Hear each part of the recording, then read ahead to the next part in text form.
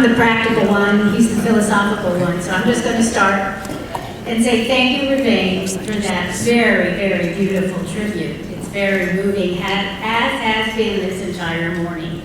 It's wonderful and a bit humbling to receive the Susie Marks and Wally Marks Jr.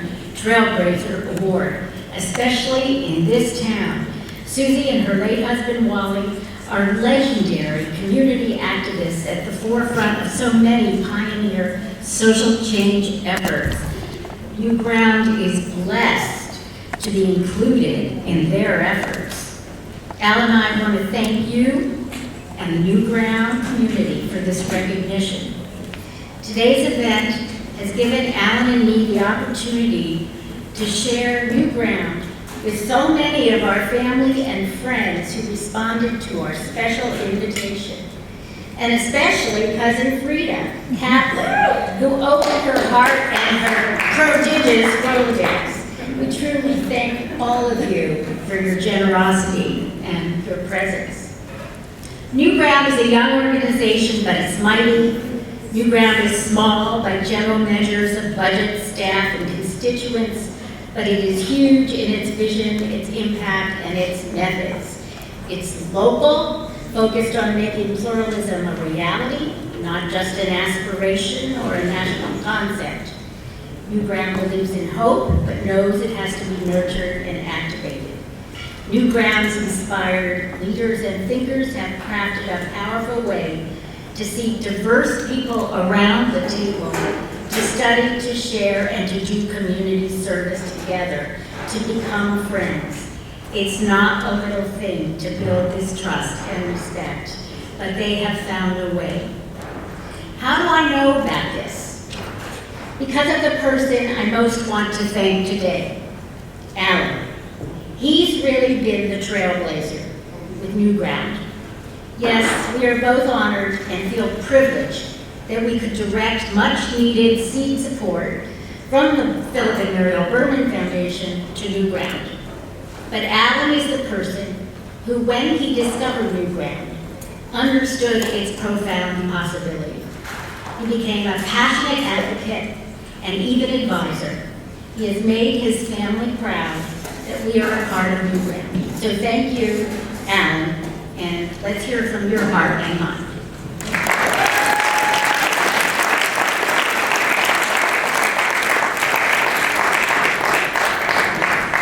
Not bad, 42 years and going. See how this is going to work. Tell me if you don't get this right. Here, our executive director, Aziza Hazan, has repeatedly asked me, why New Ground? Why the energy, the time, passion, money? At first, as I thought about a request, I said, oh, this should be easy to satisfy, knock off some ideas. The deeper I got into it, the more it seemed difficult, too difficult. Why, I asked myself. Why? And then I sort of gave up on the conventional whys, and I sort of triangulate the problem, try to do something non-conventional. What follows is something quite non-conventional. We start with a story.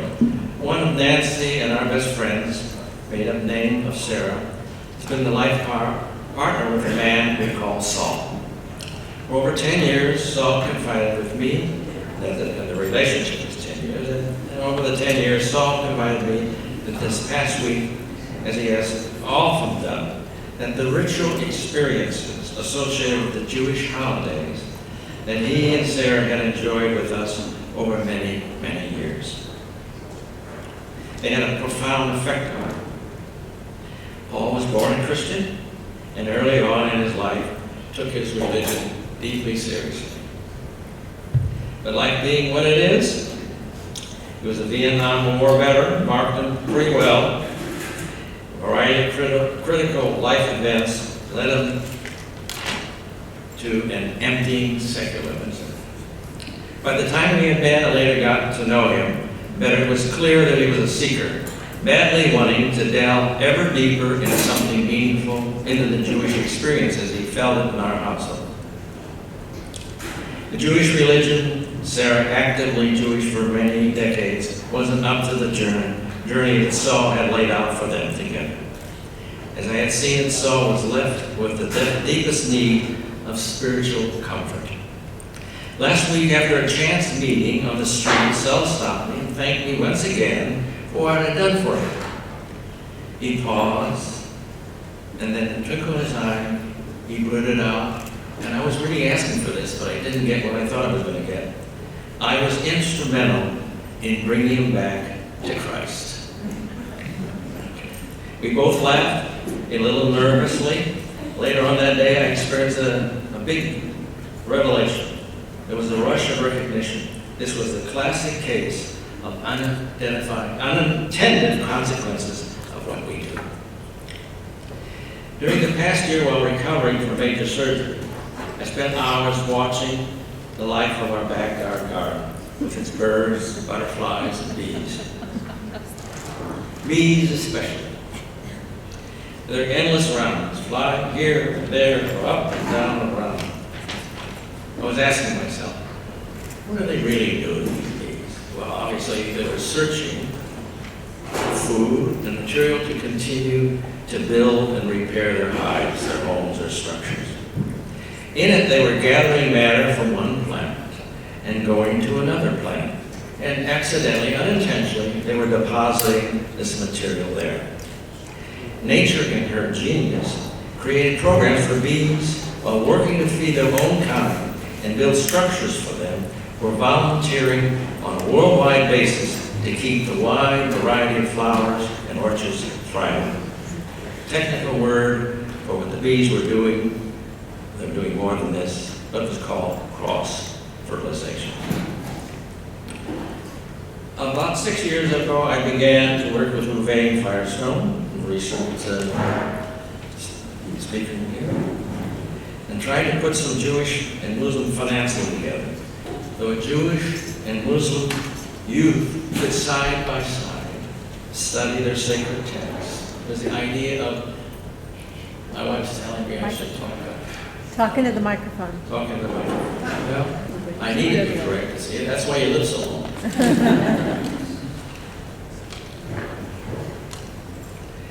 We were trying to put some money together. He had in hand, he thought, was a Muslim financial industrialist, a businessman, who had money, was going to get it out of Libya, and he was going to put a down payment, and I was going to match it, so we could start this program to have youth who were serious about their religion sit side by side and study the profound truths of their faith.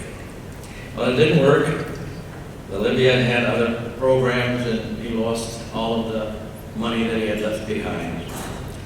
And I didn't have any money asked for at that time. A few years later, Louvain introduced me to Brie Lacosta, and we seemed to have a different perspective of what happened in life, and I understand because my short-term memory is blasted. And she was then and now continually in charge with USC's Religious and Interfaith Outreach Program. Immediately I was struck by her brilliance and her chutzpah. Already with 3 children, she was then wrestling with her conscience whether or not to have another. Here's a full-time job, 3 kids, thinking of having another. Husband, patent attorney. I don't know how people do it. She seemed to have restless energy, boundless optimism, and a bulging Rolodex wheel. Louvain himself, no slouch, is considered a ranking, if not the ranking, rabbinical scholar in the field of Islamic culture and religion. Shortly thereafter, Brie and Louvain brought along Sarah Baskin, a recent and highly touted HUC rabbinical graduate, who was seriously thinking about postponing working at a synagogue. Another meeting, I thought to myself, they were asking for another meeting and another meeting. I said, that damn drive down to USC. I'm tired of these meetings. I remember the day we all met. Southern California in its full glory, peerless blue skies, the strong sunlight, the air freshened by a sweet wind wind blowing all around us, refreshing ourselves without either the wish or the will on our part. A perfect day for putting something together, I thought. I guess I was already loosening up before I was being asked. The money I pledged to Roubaix to match a grant from the Muslim Libyan industrialists a couple of years before was never materialized and never called upon. Here I was, surrounded on a beautiful day by three extraordinary human beings, dreaming dreams of a better world where two faiths, which had been at odds, to say the least, politely, for centuries, just might stand together, stand a chance for something modest and kind, a modest sort of reconciliation. Again, talking to myself what else to do, but nature herself, and for doing on her best behavior, pleading with us to go forward. The day was perfect. I could and did put the unclaimed grant on the table to start their program, getting going again. With only a few short minutes left to make sense of these bees, the fallen away Christians, Libyan industrialists, rabbinical scholars, brilliant and hard-driving women, two of the greatest religious faiths on the planet, and some utopian dreams of bringing together what history has kept apart for many centuries. Still wondering what I should tell Aziz. Why New Ground? Why anything? No answers, just more questions. And thinking new ground could be I thought deeply about this. I thought new ground needed a very good, very special narrative to match its extraordinary early history and a strong rhetoric as well. A compelling story with persuasive words and images. So I decided, let's see if there's some words you can come up with. Stories that these words may embrace. I believe what inspires our special volunteers, our interns, our supporters, our staff, is their souls were in their youth infused with the spirit, the deepest form of their religions. Life forms tested over the centuries, which were still able and capable of raising up the fallen, healing the wounds inflicted by evil forces, offer comfort to those who have suffered just plain badly. These tell us of the value of doing community work which unintentionally has wider orbit, the widest orbit that one can imagine. They are responsible for the plant life on our planet. They are, in my sense, the first humanitarians. Jewish and Muslim religious faith shoot for transcendence, way, way beyond what we have a right to expect, yet indispensable for the continued existence of spirit. Our volunteers, our staffs, our supporters are attracted to new ground because I believe they're tapping into some of the most powerful forces on the planet. This urge to do good, and do better and better. The seeking for the transcendence, and an old-fashioned word which I would like to restore to some of its old glory, utopianism. At one time, it was considered something very sacred and the goal which we should point our energies in our life toward, and I don't know when, but it certainly fell in bad repute, and it stuck because it was associated with people wanting to suppress natural spirit and keeping it in old boxes. The thing about the utopian dreams is they never succeed.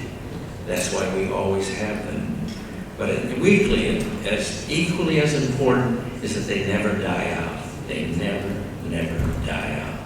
That's why we are constantly stirred to reach beyond ourselves and ignited by such organizations as New Ground. My utopian dream for New Ground is that someday, beyond our most earnest attempts to plan and imagine, it will become the common ground. Why dream dreams of a better world for brothers and sisters, Muslims and Jews, for all of us? Why universal education or self-development for people, offering free the best that we know how to succeed to recent arrivals refugees to America. You volunteers striving to make dreams realities, who are so lucky being now and young and engaged and having such extraordinary leadership. First Rabbi Sarah Baston, now Aziza Hassan.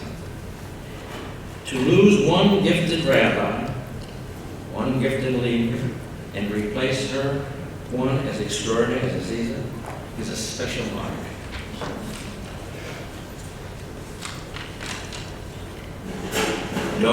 Do not neglect this or trivialize it. It's an unearned blessing, something the other side is giving us the go-ahead sign. At this time, I would like Sarah and Isa, you shouldn't come up, but just stand up. Stand up. That's it. Come on.